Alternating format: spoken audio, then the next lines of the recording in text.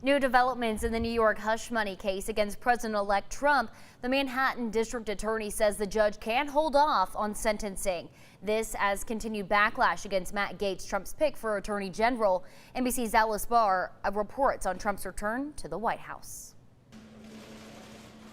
Faced with the unprecedented entangling of President-elect Trump's legal and political lives, prosecutors today saying his sentencing in the New York hush money trial should be postponed, while the Trump legal team seeks to have the case dismissed based on the Supreme Court's ruling on presidential immunity and his impending return to the White House. Manhattan prosecutors underscoring that a jury already convicted the president-elect of falsifying business records to cover up an alleged sex scandal. We didn't do a thing wrong. Signaling they would fight any effort to throw out the conviction. Still, a Trump spokesman calling this a total and definitive victory for President Trump and the American people who elected him in a landslide. It comes amid an intensifying spotlight on the president-elect's pick to lead the Department of Justice, Matt Gaetz, who resigned from the House last week, halting a House Ethics Committee investigation into allegations Gaetz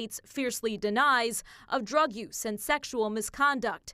NBC News spoke with the attorney for a woman who he says testified before the committee that she witnessed Gaetz having sex with a 17-year-old girl at a party in 2017. She testified that her belief was that Representative Gaetz had no knowledge that she was under 18. The House Ethics Committee set to meet tomorrow on whether to hand over its report on a now former member to senators tasked with deciding whether Gaetz should be confirmed for Attorney General. There needs to be legitimate vetting.